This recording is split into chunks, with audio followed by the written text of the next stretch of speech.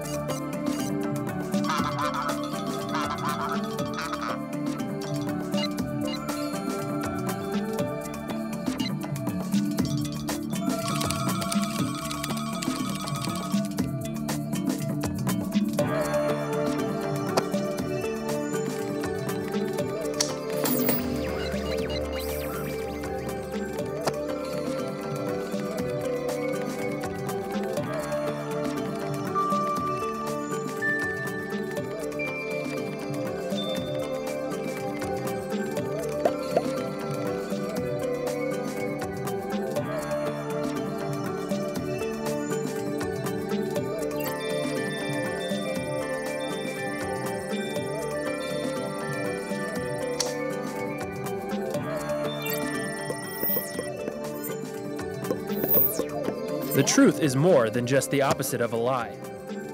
What is a Bob? The Best of Blogs Awards are a Deutsche Welle initiative. The Bobs honor outstanding blogs in 17 categories from 11 languages. Mapping diversity, promoting transcultural dialogue.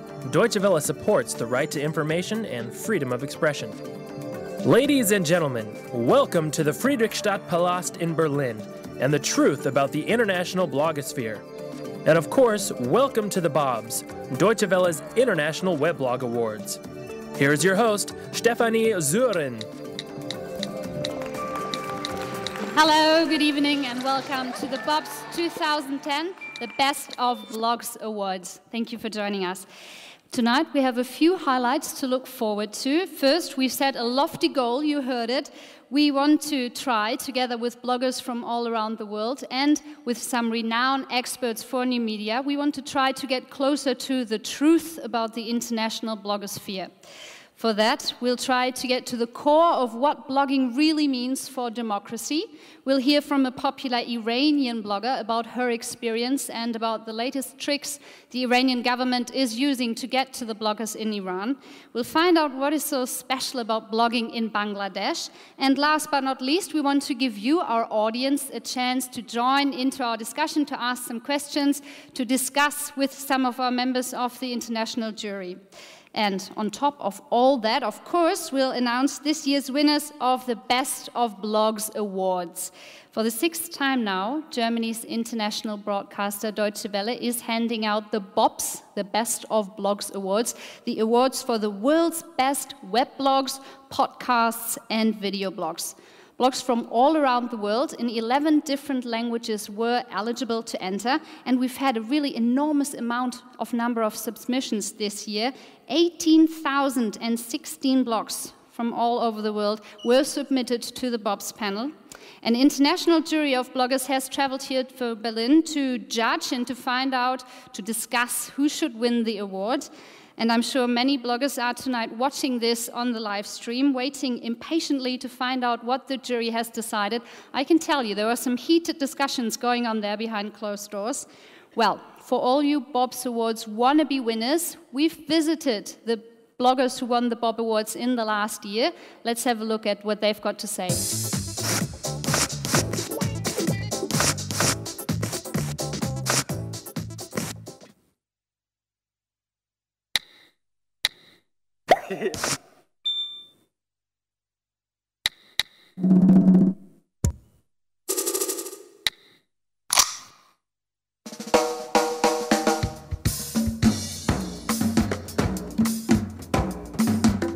Ce concours, ce prix a beaucoup changé pour moi parce que mon blog s'est transformé.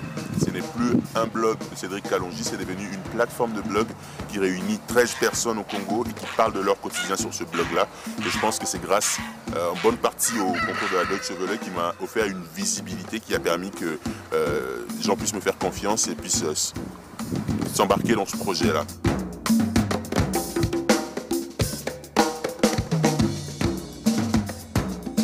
Hello, thanks to Bob, I was able to create a platform that allows an increasing number of Ivorian citizens to express themselves. A larger free and democratized speech. Today, I'm being funded to study in one of the most prestigious schools of journalism in France. Many thanks, Bob.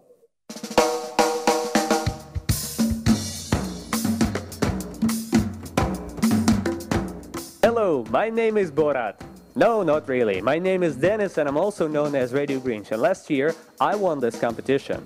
So this year I would like to congratulate all the winners and greet all the participants. From Russia, with love from Radio Grinch. Very nice.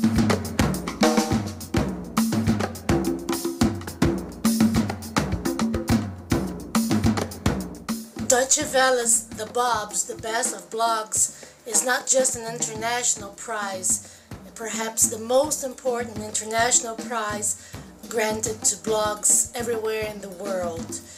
The Bobs is also respected because it is a symbol of freedom, democracy, and equality, and it has been accomplishing its basic mission, which is to provoke dialogues all over the world. I'm very proud to be part of it.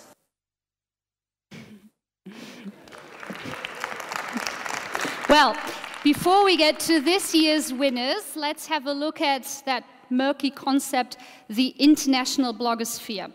One thing that's consistent about it is that the blogosphere is ever growing. To name just one source, Blog Pulse lists some 126 million blogs worldwide. What a number. And they've added 42,000 new ones in the last 24 hours alone.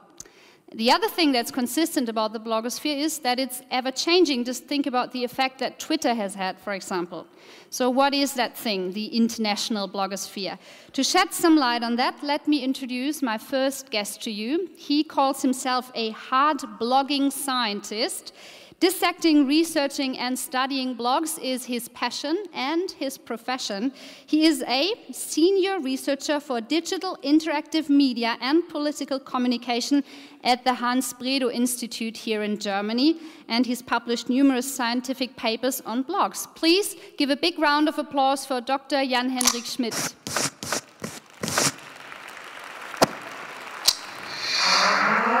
Jan, thank you for joining us.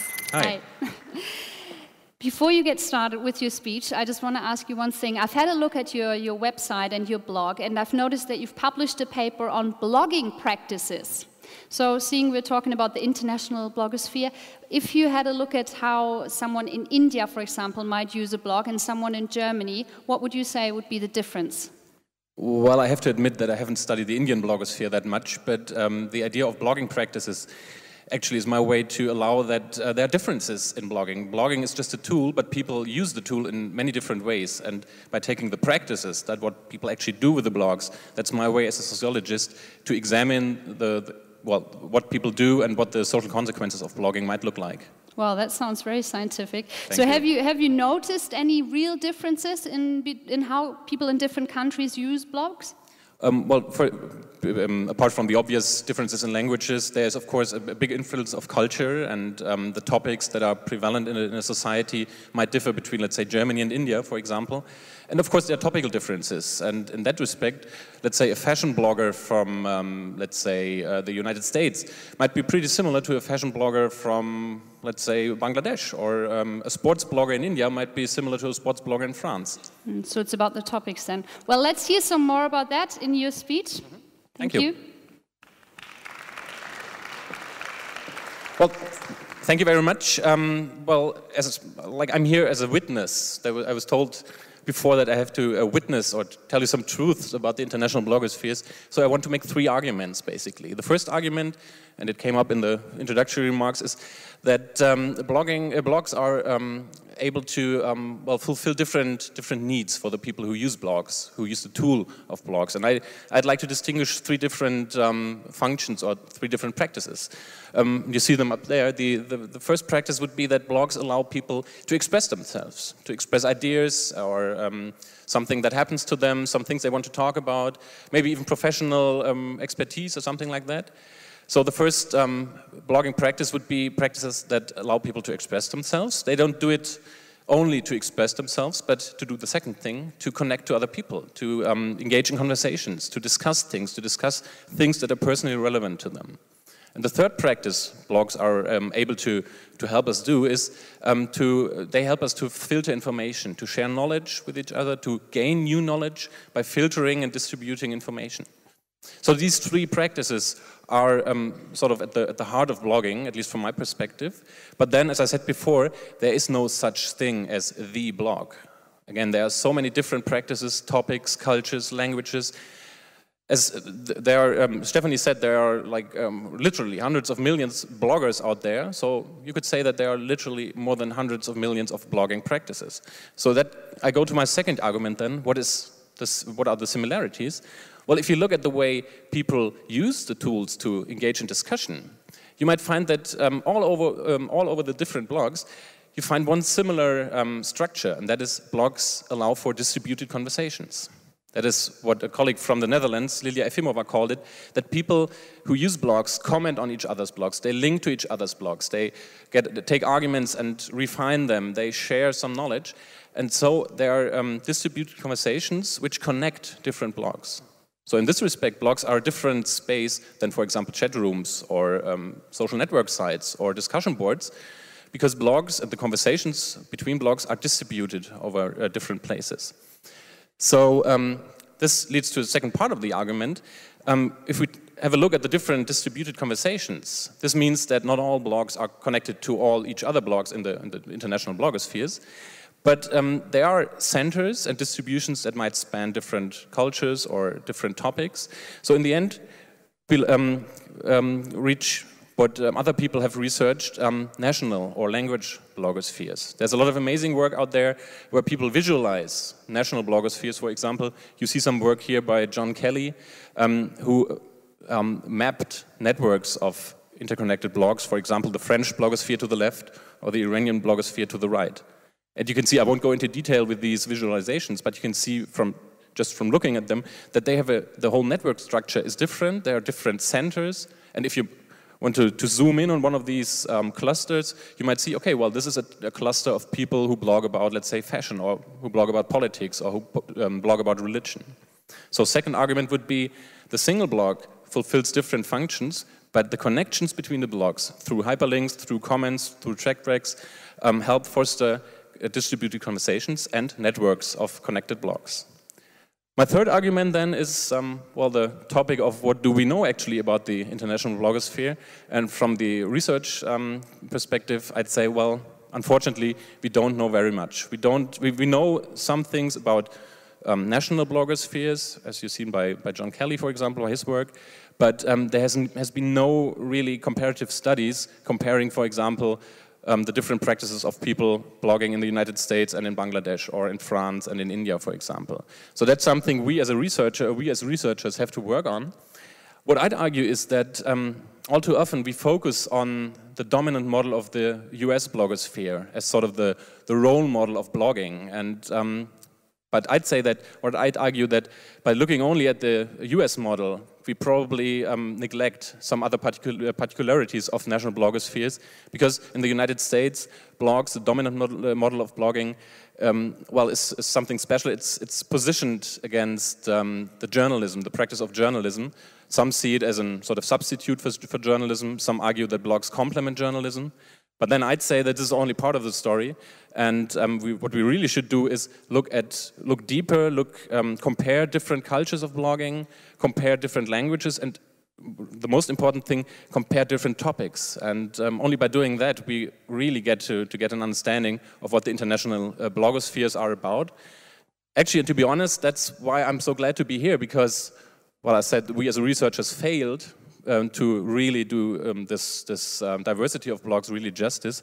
I'm really glad that the Deutsche Welle has, well, now it's not the first time, so for many years now, has sort of gave out the Bob Awards to honor and to sort of bring into light these differences and the good examples what blogging can do in different countries. That's why I'm proud to be part of the Bob Awards. And that's why I'm looking forward to the winners of this year's award. Thank you. Einen Moment noch. So thank you very much. Thanks for being with us today. Thank you, Jan. Right. To decide who deserves to win a Bob's Awards, Deutsche Welle has brought together an international jury, some bloggers from all around the world, some new media experts. They've traveled here to Berlin from a lot of different countries. They've come from China, Bahrain, Indonesia, Iran, Brazil, France, Russia, the US, and of course they're here tonight. Guys, why don't you get up, show yourselves. Let's give a round of applause to our jury for the Bob's Awards.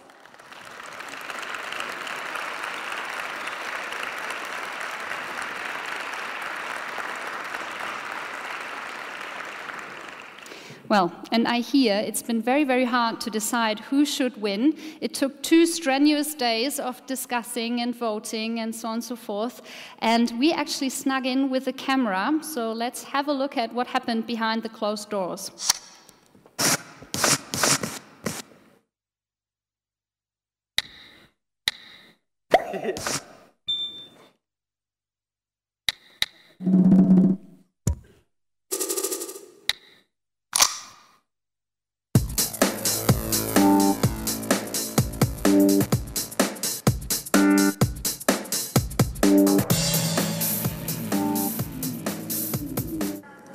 Behind this door, the jury is deliberating, choosing the best web blogs of the year. What I know exactly is that there are 11 languages, international jury members, and a host of interesting web blogs. So let's take a look inside.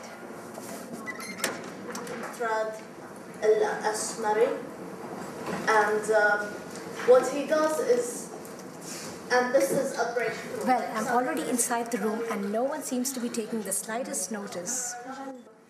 You know, It seems quite busy in here.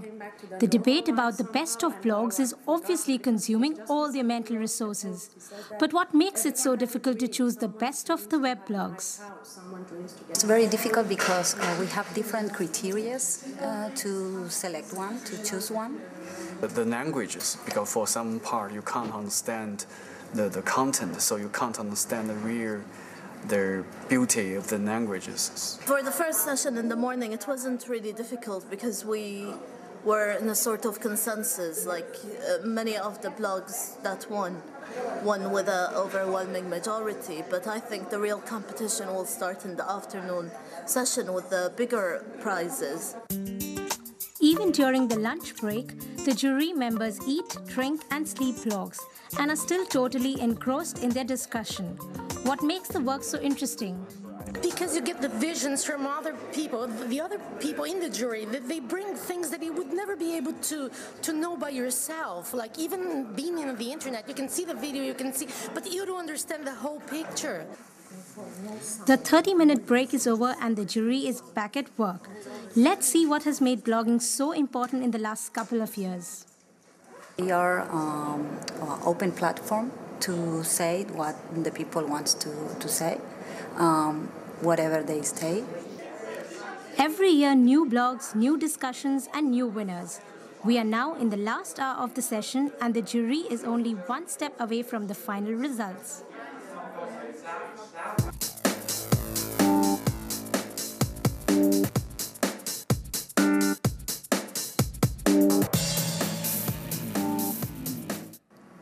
It's been a long day and a lot of hard work. The jury has come to a decision and the results are in my hand. But I can't let you know just yet. Well, we'll find out in a minute just what they've decided.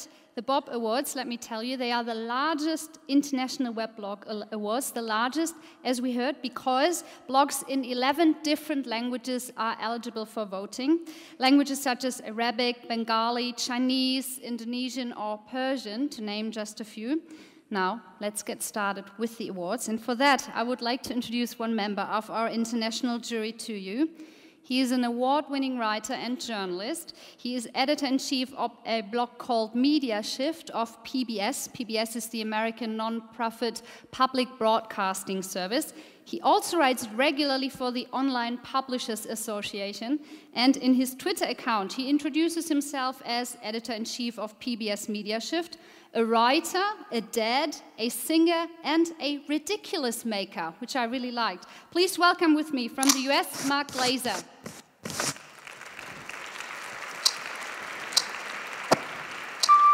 Mark, you ridiculous maker. Yes. Thanks for joining me.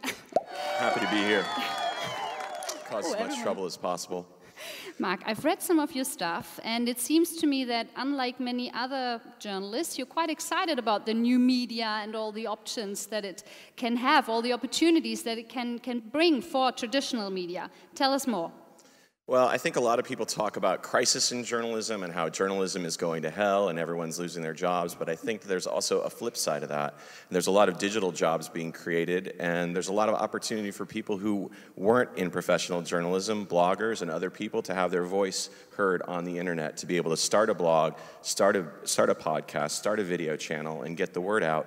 So it's the democratization of media that excites me, because it's letting more voices into the conversation. It's not about media telling us what's going on, but it's about us fact-checking and doing the work of journalists as well. So it's a chance for journalists also, not a threat, so everyone gets started. And right? I think they can work together and create something even better. Yeah. Well, let's see some more. Your keynote speech, we're waiting for it. Okay.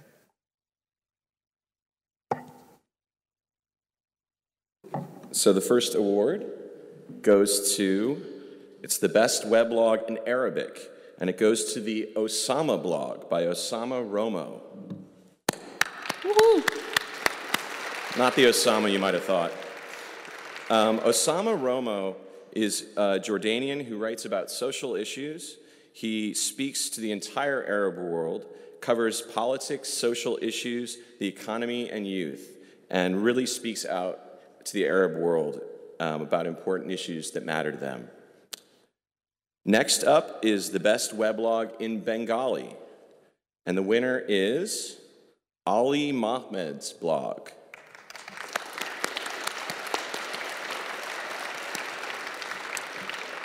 And Ali is known as a pioneer in the young Bengali blogosphere, which you'll hear a little bit more about later. He writes in a very simple style. He has a humorous take on politics, social issues, and daily life. He's the winner of the best Bengali blog. Next up is the best weblog in Chinese, and the winner is K Neng Ba, which is written by Jason Ng and his team. He's a young blogger who writes about technology and free access to the internet. He discusses on his blog the recent decision of Google to not stop censoring its website. He represents the young generation in China that's wired, smart, and socially conscious. And the next Bob's Best Weblog winner is in English, and the winner is Talk Morocco.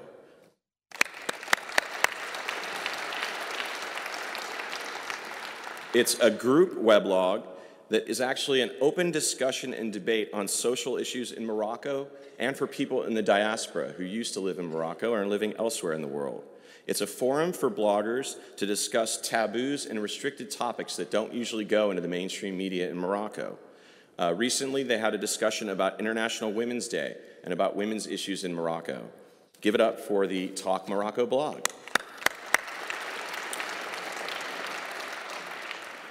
The next Bob's winner is the best weblog in French, and the winner is La Monolecte by Agnes Maillard.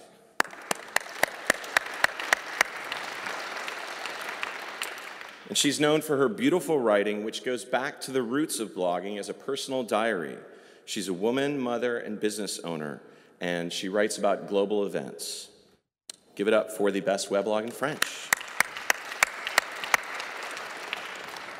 And finally, the domestic award, the Bob's for the best weblog in German. And it goes to Der Postillon by Stefan Schirmermann. Some of you may know this one. It's a beloved satirical paper that includes a story about Satanists joining the Catholic Church. Now that's a new trend happening. It's modeled on The Onion, a satirical American newspaper, and is written in a style of a newspaper that also lampoons the media. Give it up for the best weblog in German. Thank you, Mark. Thanks, and congratulations to the winners out there. We've got a live stream and live blogging, of course, so we should have some excited bloggers out there now.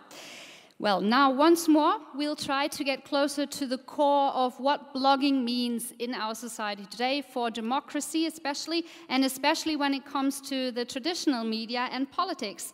I will speak about that with two members of our international jury. Please, let's welcome on stage Lucie Morillon and Jens Berger.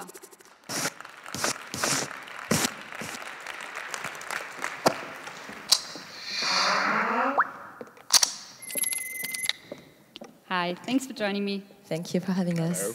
So let me introduce Lucie. Has quite an interesting job. She fights for jailed cyber dissidents and reporters. She hassles politicians, and she works tirelessly with the mainstream media to get her point across. Lucie works for Reporters Without Borders. Thank you. And then I've got Jens Berger with me. Jens is a German blogger, one of the most, well, the well-known German bloggers. His blog is one of the most read ones, according to deutscheblogcharts.com. Well, it says that. And I think that his posts are very critical, insightful, analytical, and they've got great photo montages. I love them. So there's Jens. Thank you for joining us today, both of you. So Jens, in our Western democracy, where we are quite lucky and we have freedom of press, more or less, why do we need political bloggers at all? Yes, if you see the public opinion, you can compare it to a bunch of flowers. There are red roses, there are white lilies and yellow tulips, and even a little bit of nasty asters, of course. But the big media doesn't represent the whole scale of the public opinion. You only have the yellow tulips, for example, and the blogosphere's great job is to cover the whole bunch of flowers and to discuss things that the big media wouldn't discuss. You don't have very much controversy in the media in our times. In other times it was different. And that's, in my opinion, is the function of the blogs. So I love that pictures. We users can all pick the flowers that we like. That's great. Jens, what would you say, and Lucie, what would you say are examples where you feel that the traditional media has maybe failed in their reporting? I think the biggest failure was the financial crisis. You don't have critical coverage of the financial systems before the financial crisis appeared.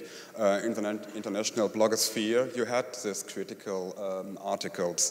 For 2 weeks ago, I think, there's a study from the Otto Brenner Stiftung has been published, and the researchers they take a look at the coverage in the classic media, in the Tagesschau, the biggest German news format, and the big papers, and they came to the conclusion that all the media failed on full scale. Lucie, what's your view? Any examples? Another pretty well-known example is, most American media didn't challenge enough the Bush administration claims regarding weapons of mass destruction in the run-up to the war in Iraq. I think that's one of the most well-known examples. In another country like Malaysia as well, the traditional media are known for relaying the propaganda of the government. And this is a country where the bloggers are actually the ones that are most believed by the people. When something is published online, this is what people tend to believe. That's not so different in Germany. When you look at the Afghanistan war, for example, you don't find any blog who is in favor of the war in Afghanistan. But in the classic media, it's different. And the public opinion is that I think nowadays there are 80% in the public opinion, they are against this war. So the bloggers are with the public opinion and the classic media are opposed to this.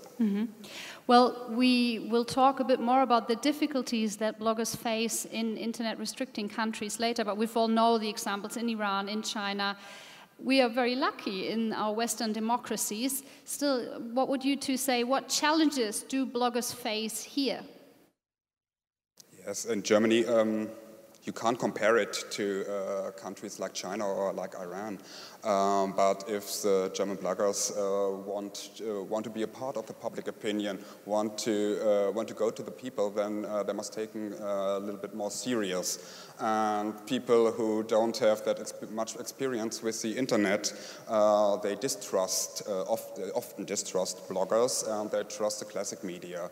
Of course, this has a reason. When you read about or you hear about blogging in the classic media, it always is always in a little bit lurky manner. Either the bloggers are nerds or geeks, or in some cases they're even described as fools. And nerds or geeks, not possible. What are you talking about? I'm sure that's not...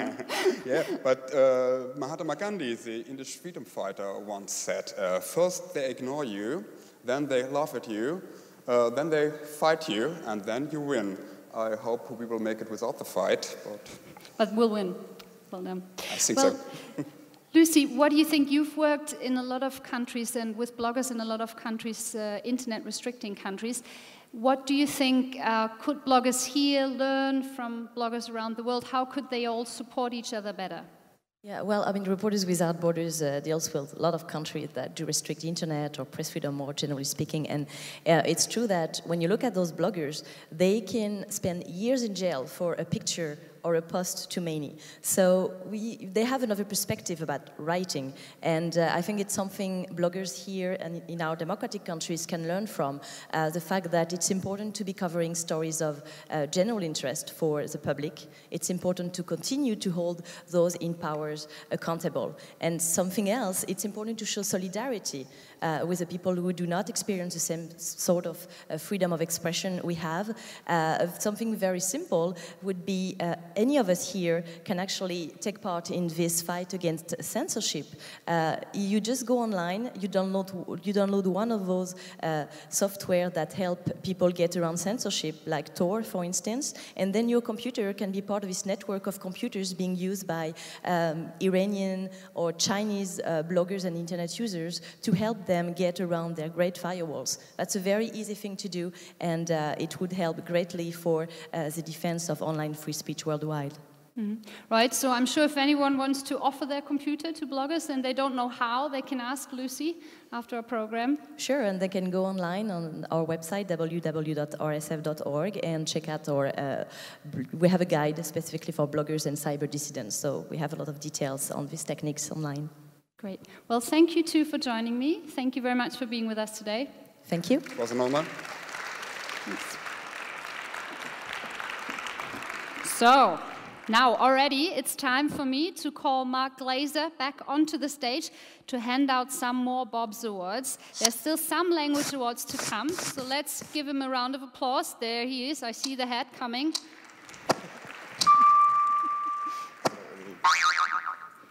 Mark. Yay! Mark, there you are again. When you guys were voting and discussing, I was very briefly allowed into the holy halls of the jury meetings.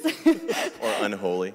Well, tell me, first of all, are you guys still speaking with each other? For the most part, I think people are still speaking to each other. You know, we actually, there's a lot of camaraderie among the jury members, and I think even though we do get into some pretty heated debates and arguments, we do still kind of kiss and make up afterwards. So, all right, I'm glad. I wasn't there for the kissing part, damn it. Mark, we heard that, you know, it's very hard to decide, apparently. You had, it took a long time. What made it hard for you, personally, to decide? Well, I think the difficulty is that there are just so many good blogs that are nominated and are finalists, and it's just very difficult to choose among them because one could be good for something and one could be good for something else, and one's humorous and one's you know, obscene and one's amazing and incredible. So they're all over the map when you look at blogs. So sometimes it's difficult to make that decision. In the case of one very heated debate between myself and another jury member, the other jury member just kind of talked himself out of it. And so that's how it worked out for me that time. Yeah, I was lucky. Well done. Right, well, let's not make our nominees, well, they're all laughing over there. Let's not make our nominees... Okay, one's not going to kiss me now. So. Oh, I see. Let's not make our nominees wait any longer. Please, go ahead, present some more awards. Okay. So next up in the Bobs is the best weblog in Indonesian. And the winner is Catatan Ringan Angin Anginanan by Ansio Renjoko. And this weblog looks at social problems and history from a lay perspective. And the motto of this blogger is, "At my whim with no deadline." So give it up for the Indonesian best blog. The next one is the best weblog in Persian. And the winner is, "What Kind of Country Do We Live In?" A group blog by 27 men and women.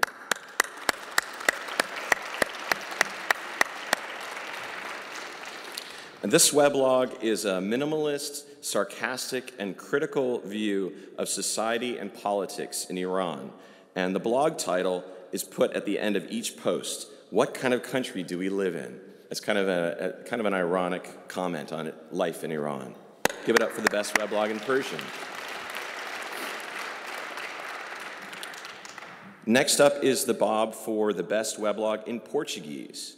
And the winner is Física na Veia by Dulcido Braz Jr. This one is about physics by a physics teacher who makes it very easy to understand and is a fun way of learning about physics, a topic that a lot of people don't necessarily like. But a lot of other people would like to have this blog translated into other languages so they could understand physics more. He also shows people how 3D movies work in one of his blog posts. Give it up for the best weblog in Portuguese. Next up is the best weblog in Russian.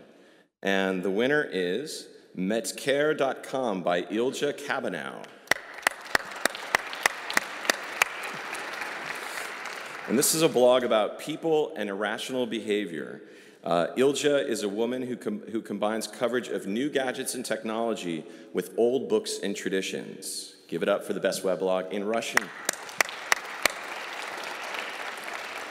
And finally, the last but not least, the Bob for the best weblog in Spanish.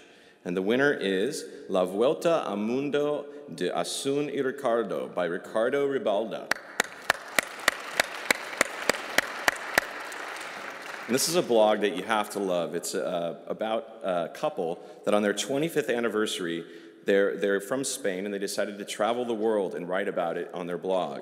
It's a journal of their adventures, and they also give out information for others who want to make a similar trip around the world. Give it up for the best weblog in Spanish. Thanks, Mark. Thank you. And congratulations to the winners, of course. We'll have some more awards to come, so we'll see him back here again soon. But now let's move on to something very different, something that this set of events that we're going to be talking about now gave a new dimension to the importance of the internet and blogs in particular. In June 2009, elections were being held in Iran, and President Ahmadinejad won again. His main opponent, Mir Hossein Mousavi, called the election results a dangerous charade, and that was the beginning of one of the biggest protest movements in Iranian history. The government, as usual, used violence to suppress the protests, but people still took to the street. On June 20th, 2009, riot police was sent out to disperse a big group of demonstrators, and a young woman was shot and died. Her death became known as a symbol of the Green Revolution through the internet. Our next report has more on that.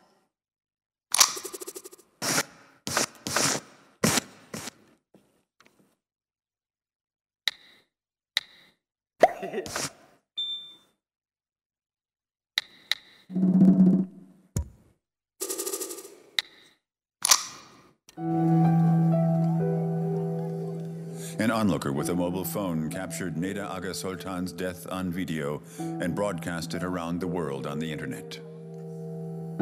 Web users posted thousands of messages on Twitter and blogs, as well as videos and photos. Worldwide, websites carried green banners and avatars to show solidarity with the demonstrators. Neda's death became a powerful symbol in the struggle for human rights in Iran as demonstrators disputed the presidential election results. Since 1979, voicing dissent or protest in the Islamic Republic of Iran is considered blasphemy. Here, dissidents being brought to court. In the weeks following the disputed presidential elections in 2009, some 4,000 protesters, dissident journalists, and politicians were injured and arrested, many thrown into prison. The protests, however, continued.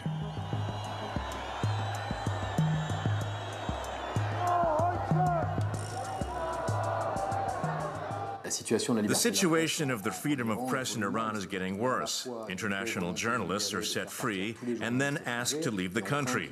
We fear there will soon be no more international journalists based in Iran. Iranian journalists are also being arrested in large numbers. At least 34 have been imprisoned. International broadcasters like the BBC and Deutsche Welle have been jammed. Tehran has become one of the world's worst offenders against press freedom. The international media were barred in Iran after the elections, but dissidents still managed to post videos of protests and riots on social networking sites such as YouTube and Facebook. The Iranian government is putting bloggers on trial and blocking their sites, but they still manage to outwit state censorship, and the internet remains the voice of free expression for the people. Well, we'll hear more about the censorship of bloggers in Iran and the situation there anyway from our Iranian jury member, which I'd like to introduce to you now. She is an Iranian journalist, a women's rights activist, and a blogger. In Iran, the word woman is being filtered in search engines, supposedly because the authorities are scared of women's rights groups. And bloggers there say that she is one of the women the government is scared of. My first impression when I met her was that she's very strong and very determined. She got arrested in Tehran in 2007 when she was on her way to a cyber journalism workshop. They imprisoned her, they kept her there for 2 days, they searched her house, they kept her passport for quite a while. They were watching her every move after that. Another example, a security guard once told her that he knew the secret password to her private blog, and I really loved her reaction. She told him to use it and post something. Please welcome on stage Farnos Seyfi.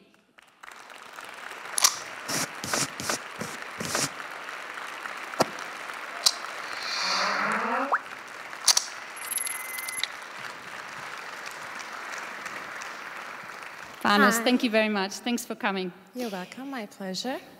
Please tell me, I would love to know that experience you had with the security guard who knew your password. Was that the most maybe blatant example of censorship you experienced? Well, it's very hard to say if it was the worst one or not, because when it, when censorship becomes part of your routine and daily life, it's really hard to choose specific things. But I can say that I was very shocked, and my first reaction when he said that, I just hysterically started laughing and said, then why aren't you come blogging with me? Then if you have access to everything, maybe we can blog together. But after that, I just came to that conclusion, well, that's the situation, and I have to use myself to accept the fact that I am living in a house with glass walls. And everything I'm doing or writing is monitored by them. If you could learn yourself to cope with that, well, then at least you can continue what you are doing. I don't think any of us can imagine what that's like. Well, in a few minutes, you'll have the opportunity to ask Farnos a few questions. But before we get started with that, we'd like to hear your keynote speech. Please, yes, go thank ahead. you. Can I use of course. the table? Okay.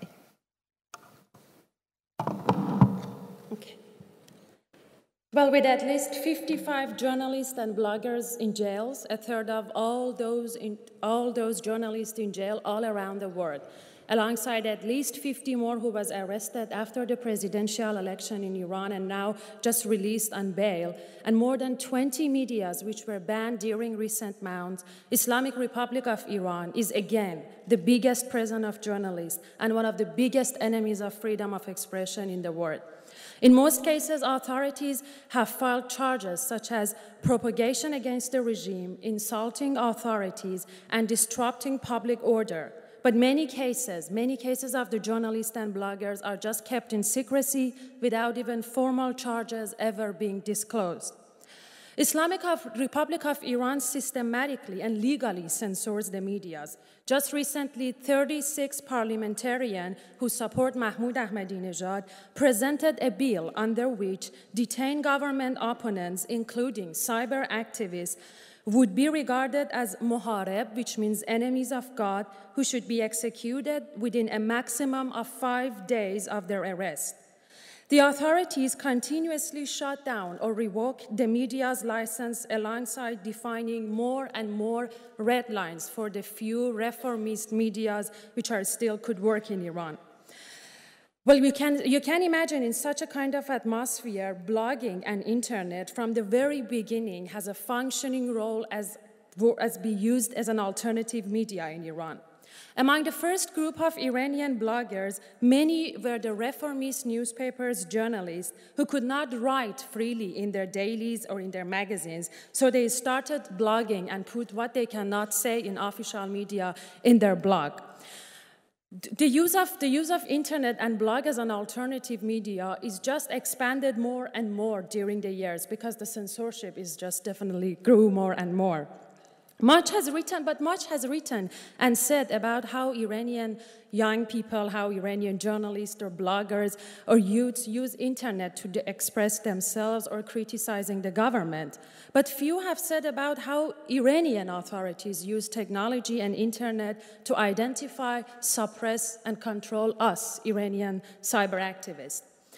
Internet in its first decade of presence in Iran enjoyed a more or less free situation. The government did not start restricting the access to internet till 2002.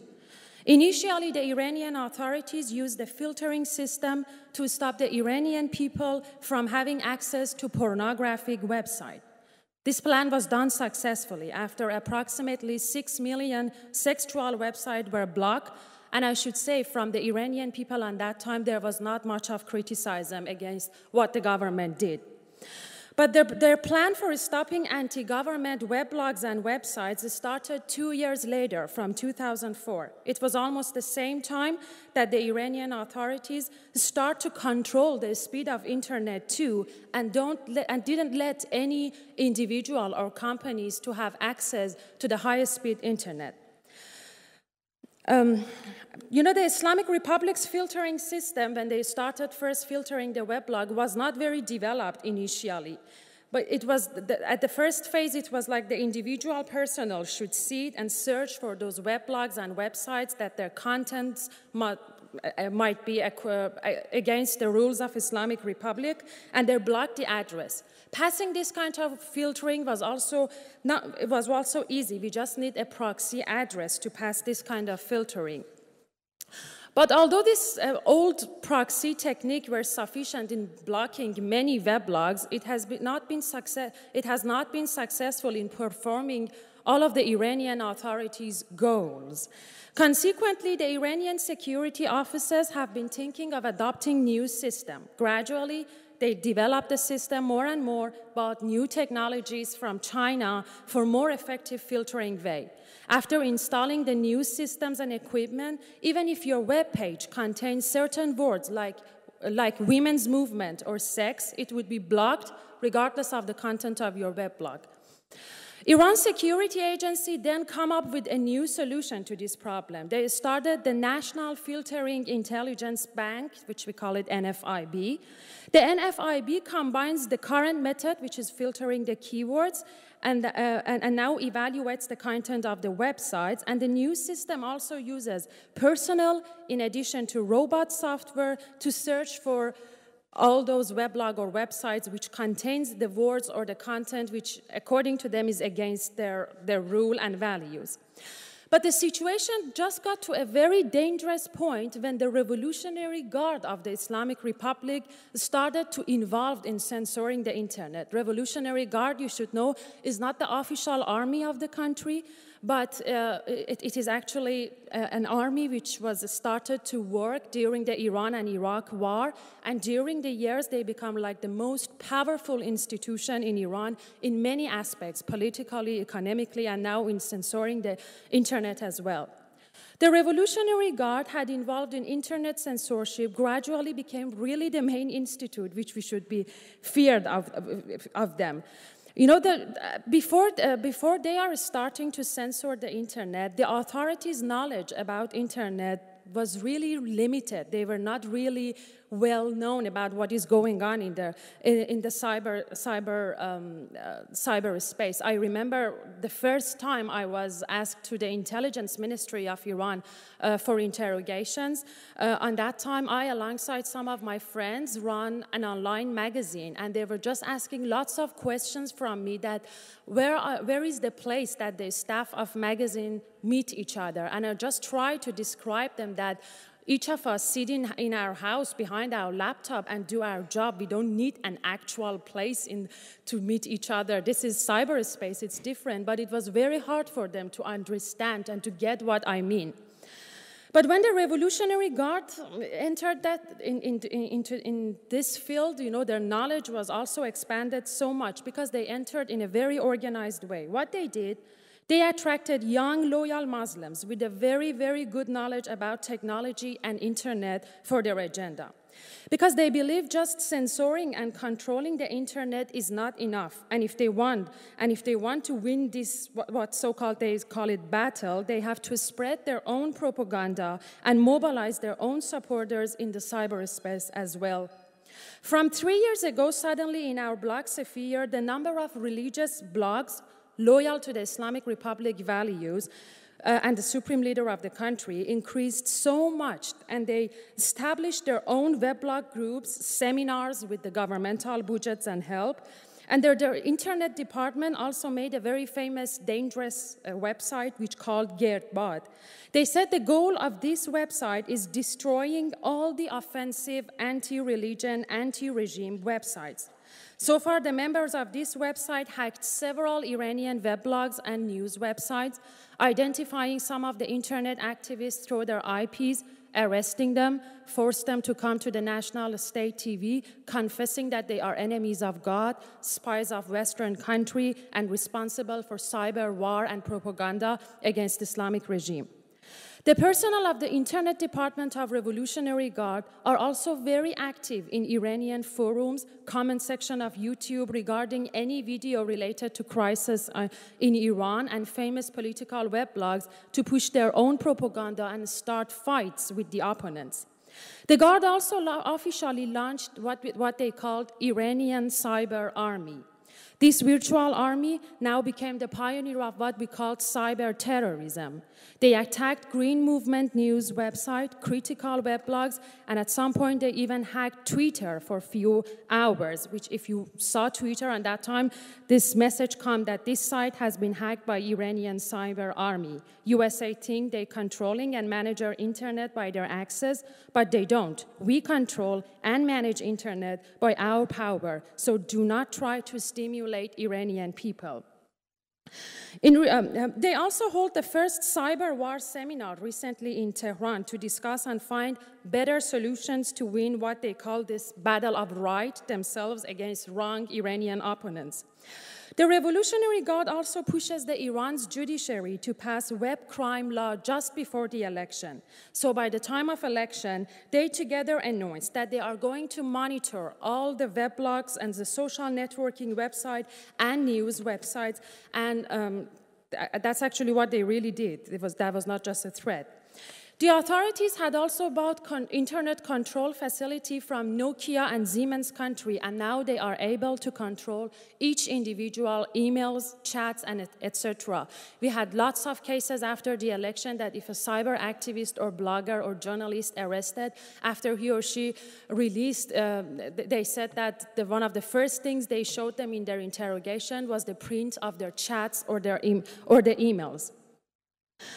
Now the authorities of Iran want to illustrate national intranet in order to avoid internet users from receiving outside information with help of their Chinese brothers, who in all these years provide necessary censorship equipments for them. Now, by all these restrictions, what are the internet users' way to pass through this censor? Actually, normally there are various means of passing through the filter, but two of them are most common in Iran. The first method is using web pages that act as an anti-filter. The user signs in, types the specific address in the relevant part, and enters the site. But you know, this method is not very usable anymore because the disadvantage of the method is that the web page itself could be filtered, which already happened for many of the anti-filter websites. But the second method is there are now techniques which use anti-filter softwares rather than anti-filter pictures, such as UltraServe, FreeGate, and GPass, which are the most popular filtering softwares in Iran. And in relation to UltraServe, Iranian filtering system have unfortunately again been able to somehow access the port of the software, but it is still the most common way to pass through the censorship. Well, it is noticeable that since internet filtering commenced in Iran so as to prevent the public from having access to information and the free cyberspace, it not only has the popularity of the blogs and publication on freedom of speech and democracy not been decreased at all, but also because of the excitement of access to the true information and uncensored information, these websites and weblogs has been dramatically more popular. Actually, the post-election crisis in Iran, I guess, showed all of us that how Iranian bloggers and Web2 users act as the main source of information to tell the world what's going on inside Iran in absence of free media and the foreign medias. Actually, in a way, I agree with Iranian Revolutionary Guard that we are in the middle of a cyber war. Sometimes they are the ones who achieve their goals, sometimes we are the ones who achieve our goals. But we should remember that the greatest mistake repeatedly made by the selfish government like Islamic Republic of Iran is the forceful repression of freedom of speech. Thank you. Thank you. Hanno, step over here with me, please. Wow, what a speech. A lot of information there. Step forward with me, please. Thank you. You're welcome. Well, I'm happy now to ask you guys to pose any questions. There's the microphone over there. Please raise your hand. I can't see very well, but I'll try. Is there anyone who's got a question? Well, while people get organized, Farnaz, let me think. I read that you had to move to the Netherlands because being controlled so strictly by the Iranian government. How has that changed how you can work? What do you exactly mean? How does that change? Yes, I had. You've got a lot more options now, obviously. What can you do now to help bloggers in Iran from the Netherlands? I try to find, new proxy website address for my friends who are still in Iran and working so hard or introducing new software, or because for buying some of the softwares, you need to buy them from the online shops, which are mostly in Europe, and it's not possible for most of the Iranians to shop online from the European store. So I try to buy them and pass them the necessary equipment to pass through the filters. So that's an option. That's an option that maybe some other bloggers internationally could use as well to help people. Well, yes, that is really helpful if they could do. Well, is there someone who's got a question? Stand up, raise your hands. We're waiting. This is your chance. Over here. Yeah, speak up. Sorry, I can't see, but I can hear. Yes, exactly. Okay. Hi. I was wondering whether you have an opinion or some of your fellow activists in Iran that there's a track here going on about control and security on the internet, deep packet inspection and stuff like that. And it's usually Western companies that supply the infrastructure and the technology to be used for controlling information technology in countries like Iran, in countries like China. It's Siemens, it's Nokia, it's Cisco Systems. Is there a discussion about that in your country? Well, yes, there was like 3 months after the election, there was huge talks about it because Iranian public opinion is is so upset about when they found out that Siemens and Nokia are the responsible countries who sell the necessary equipments to the government in Iran to control chats and emails as well. And actually a campaign was also initiated to boycott all the Siemens and Nokia products in country, which still goes on. Still, many of the activists decided they are not going to buy anything from Nokia and Siemens anymore. And although at one point Nokia said we didn't know that the government of Iran wants this equipment for controlling the people, which is actually something I personally don't believe it, but it is not an enough answer for anyone. And yes, people talks about it, and that is one of the main things many of the Iranian opponents want, that if you want to help us in our fight, what we need is free access to information, and what we need is that you are not helping the Iranian government for more controlling, censoring, and suppression towards us. Thank you. Thank you. Another question? Someone else? In Germany and in other countries in the free Western world, there was and is a big discussion about about internet censorship. If you look at your own experiences in Iran, do you think it is ridiculous what we bother about? No internet censorship in no country is ridiculous for me. As I told you, the first phase of censorship in Iran was also started by pornographic and sexual website, which as I'm following about the European countries, what goes on in European Union. Again, there are lots of discussions about restricting the access to pornographic websites for many of them. For me, it is a serious issue. I don't think restricting access to information in any country is a ridiculous thing. I think that's good that many German bloggers are paying attention to this, and they are want to do something against it. It is not funny at all. One more. Another question? Someone else? Yes, please. Yeah, I have like 2 questions. The first one is, do you have any knowledge about your readers? Like, is it more like the intellectual people from Tehran, or is it like all over the country? I mean, probably it's not like the access to the internet is like similar all over Iran. Yes, I have. No, actually, it's much more than what you thought. According to the latest official statistics of the government, 25 million of Iranians use internet on a daily basis. And many Iranians in the small cities and villages also had access to internet. They write blogs, they tweet, and they read blogs and things. And among my readers also, it's a various group. I can say, well, most of them are like a young group of people living in big cities or living in outside of Iran, but there are also lots of readers among small cities, or even I know I sometimes receive emails from older people living in villages and things. So I can say it's a diverse community. Okay. And the second question is, do you have any experience about using new technologies to avoid censorship, like darknets, and also like protecting the bloggers to stay anonymous?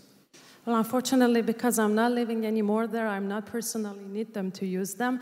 But because I'm following the news, it is not still very common in Iran because, in all the new technologies you are talking about, you should consider the fact that the government of Iran controls the speed of the internet. So we don't have really high-speed internet like most of the countries. And for any new technology, if it wants to be applicable, you should consider that to introduce something with the limitations of the speed of internet there. Mm-hmm. One more question. Last one. Last one, yeah. Is there any possibility of translation of Farsi content into English, or?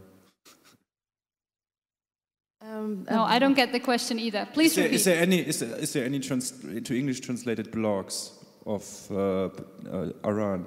So I can read them without using like machines. Yes, Google has the Persian translation section and also Persian to English, so you can use it to translate some of the stuff. But to your knowledge, are there any bloggers in Iran that are blogging in English? Well, yes, there are lots of Iranian bloggers who blog. I can give you after that a name of a website which contains most of the Iranian bloggers who blog in English too. Their links, so you can access through it. All right, thank you. I think we'll have to leave it at that. Let's give a big round of applause for Fanos. Thank you very much for being here. Thanks for your contribution. Thank you so much. Thanks. Thank you.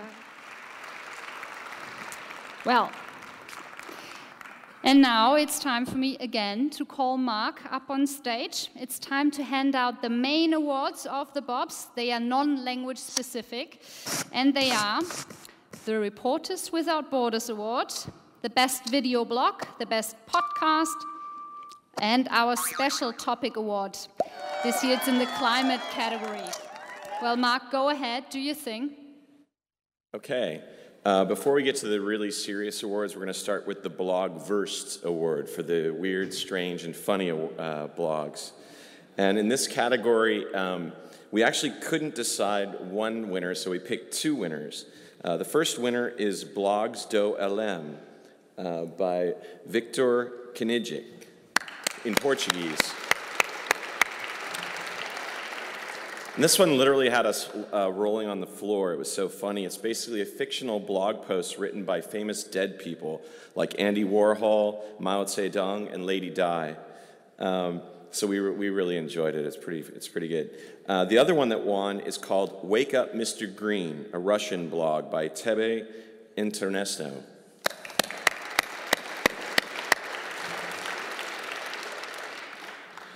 And that one has a lot of drawings, photos, collages, and eccentric ideas and creations. Give it up for the Russian blog, Wake Up Mr. Green, Blogverse. Next up is the Best Podcast. And the winner of Best Podcast is the Cajun French Tutorials by Jim Leger. And that one's in French. What Jim does is he gives tutorials in the Cajun language, which is a former colonial language in the US in Louisiana that was used by the French in the 16th century. He gives lessons on how to learn Cajun and reads The Prodigal Son in Cajun. He keeps the language alive and helps nurture the roots of Cajun. Give it up for Jim Leger, the Best Podcast. And then we have the Best Video Blog. And you're in for a treat because you're going to actually get to see a piece of it. The winner is Mr. Freeman, who is an anonymous Russian man, we think, who does an animated character who makes misanthropic and wicked acts. He directs a lot of his invective against the internet community, and his message is, wake up and start thinking for yourself. Check it out. Сегодня, дорогие мои, не будет никаких сантиментов и никакого жевания соплей, только жесткач и правда в чистом виде. Кто не хочет или боится, свободен. Никого не держу. До свидульки и пошли вон. Мне надоело ваше постоянное нытье и утомленные интонации. Что улыбитесь? Я сказал, вон отсюда! Это моя территория! Вокруг меня тысячи комментариев. Это я уже видел. Как это круто. Подростковый солипсизм. Избранные, немедленно избранные. Старо как мир. Скажите мне, что все эти комментаторы сделали в своей жизни нового и интересного? Они вообще что-нибудь в ней создали? Пока я вижу, что у меня просто насрано в комментариях. Больше ничего. Вот есть же у людей руки, голова, задница. Что они сделали ими, кроме говна? Которая непрерывно отправляется в унитаз и в интернет, в унитаз и в интернет, в унитаз и в интернет. Что останется после вас с вашим детям и внукам? Чужие бугагашечки в уютных ЖЖЖшечках? Или эта позиция?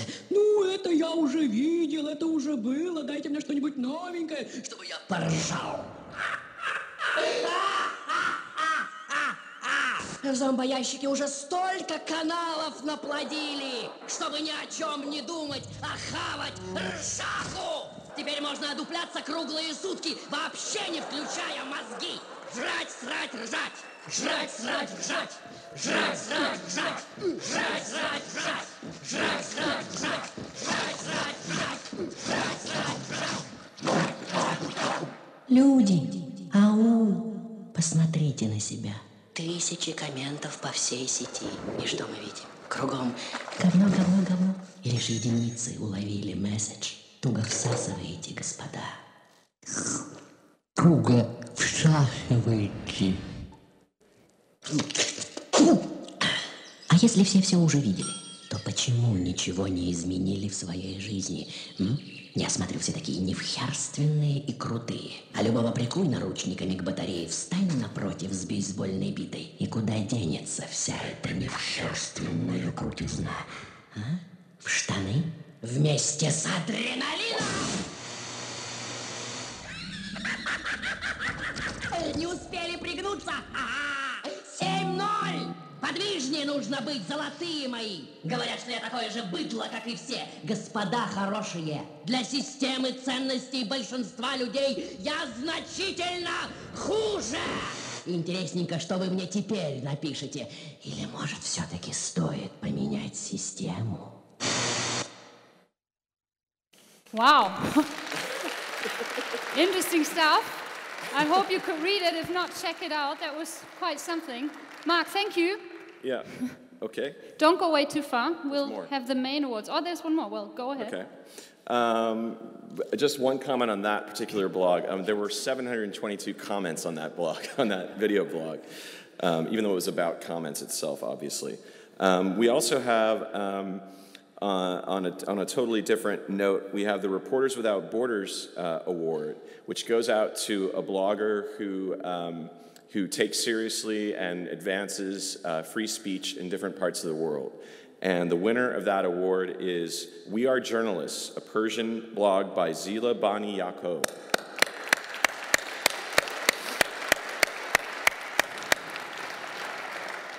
And she's a hero of free expression in Iran.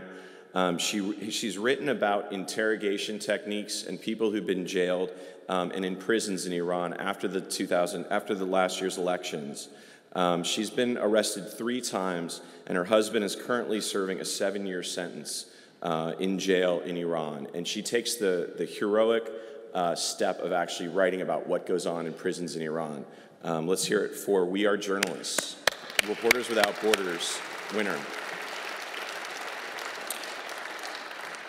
And the second to last award is our special topic. This year, the special topic is climate change. And the winner is Coluna Zero by Bruno Rezende, Portuguese blog.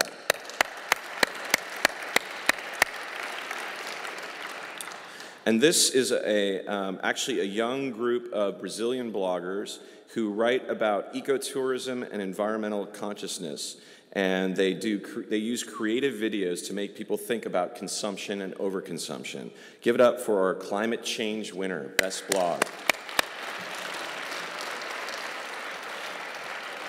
And I'll be back with the best overall weblog later. Yeah, don't go way too far. Thanks, Mark. Well, like the international blogosphere, the Bobs are ever growing. This year we've added a new language category, which is Bengali. And I would now like to ask our jury member from Bangladesh to come up on stage with me. She's a real pioneer. Yeah, come up here.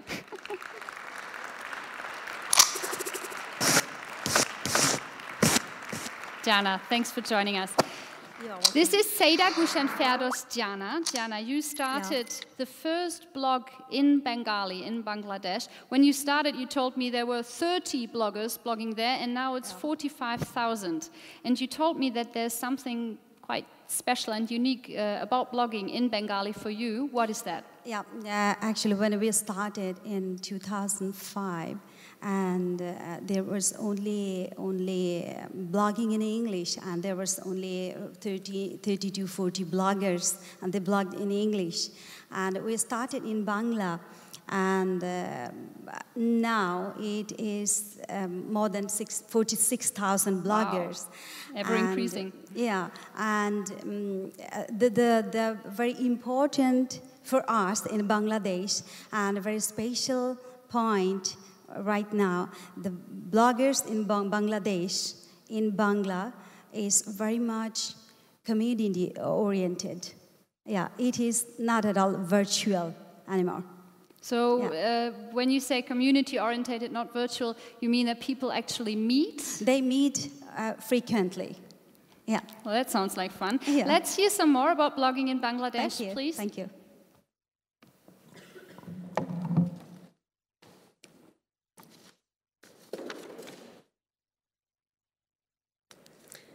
Yesterday, 14th April, we celebrated the Bangla New Year in Bangladesh. It is a day bringing out the best of Bangladesh. It is very important for us as a new nation to preserve our own culture, traditions, and language in the world of strong media influence. Our bloggers are also a force protecting the bloggers, journalists. Should any separated harassment occur, the local name we use in Bangla, Bad Bhangar Awaj, which means the sound of the dam breaking. Perhaps it is the sound of the media monopoly breaking.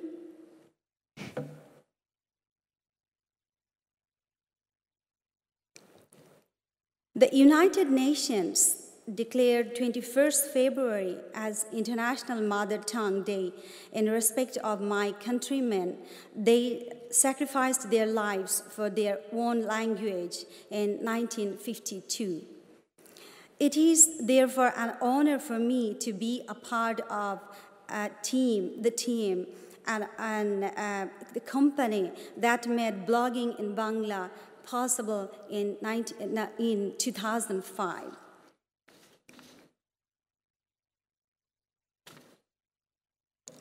We are very social and very community-oriented people in Bangladesh.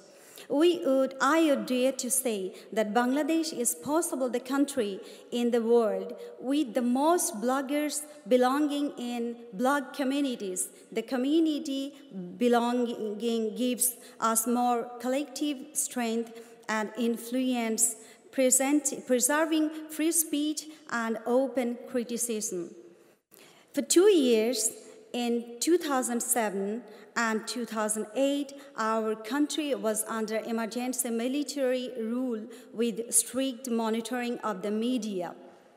Still, we remained brave and had no intervention from the government.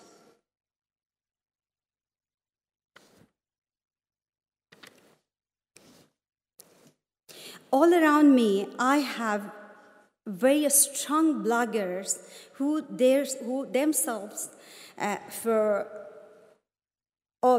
their blogging, their organizations have made a solid and impressive impact. What we may miss in powerful bloggers, we counter with a fantastic unity and community movement. Bloggers in Bangladesh are mature and resourceful people. The largest age group is 25 to 35 years.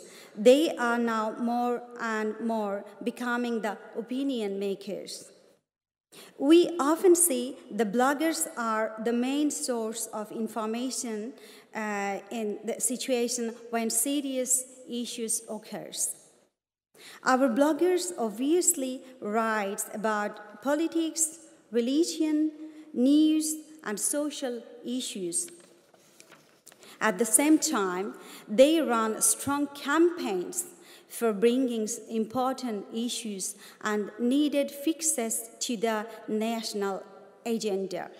I'm very proud of our strong bloggers and the positive impact they have on our country. Together, we help preserve our culture, tradition, and language, moving fast towards.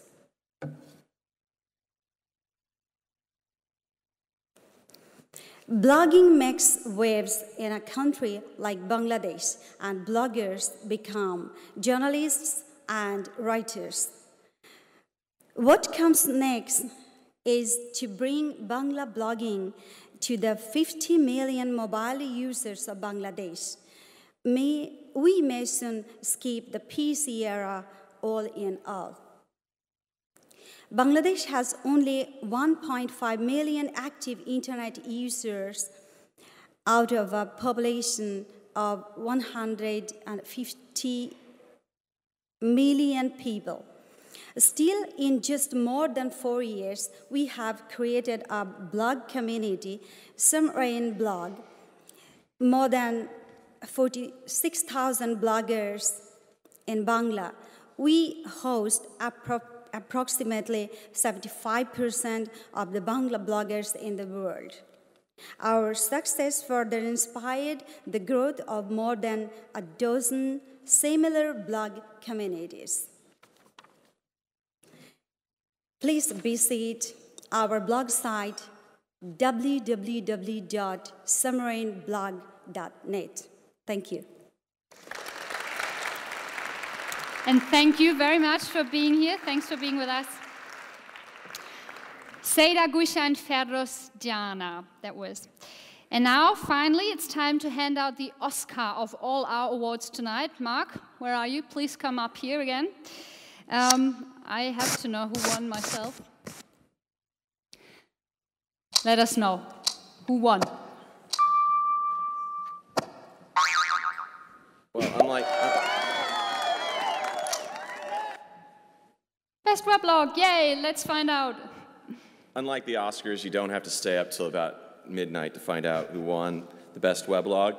The best weblog overall, before I say who won, I just want to give a special mention to the runner-up, which was the Han Han blog out of China. Let's give a big round of applause to Han Han, who is an excellent blogger about social issues and about, he's also a race car driver and just an excellent writer. But the winner of Best Weblog overall goes to the Ushahidi blog, founded by Oreo Kolo and Eric Hersman, based in Africa. It's an English language blog and gives insight into the Ushahidi projects happening around the world. Ushahidi means testimony in Swahili and is an open source nonprofit mapping platform that helps people around the world map crises and disasters. It began during the post-election violence in Kenya in 2008 and was used to track people in trouble after the Haiti earthquake. People used the service by, basically, if they were in a spot of violence or there was trouble in Haiti, they would send in through an SMS message or on the web, they would make their report to what was going on there, and then the relief agencies actually used the map to find people who were in trouble and went and saved them from the rubble. Let's give a big round of applause for the Ushahidi blog. Now, as you probably know, most of the winners were actually not here because we just made the decision. They'll be actually coming to the Deutsche Welle Global Media Forum in Bonn in June, but just by happenstance, coincidence, one of the Ushahidi team is actually here in Berlin for the Republica conference, and his name is Victor Miklovich, and I hope he's here to come up and just say a word about his blog. Oh, I can see him coming. Victor, there you are. Congratulations.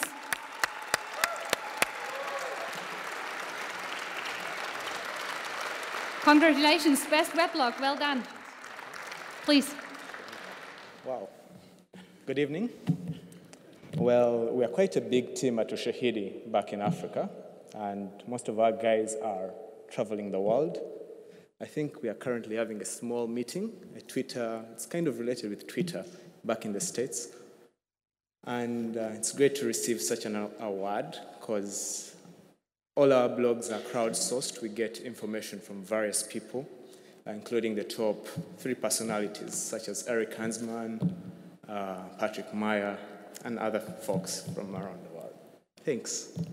Thank you. Big round of applause. Victor Miklovich. Thank you very much.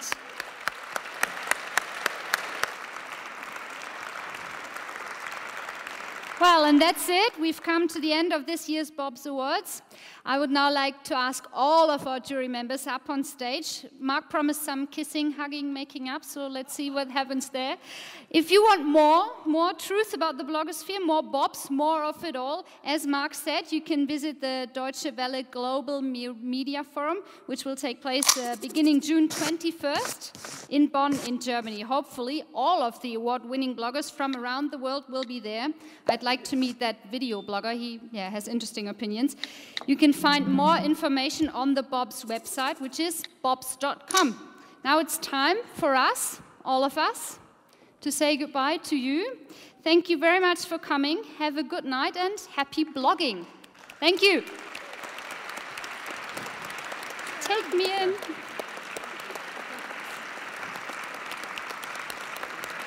Yeah, let's give us a hug.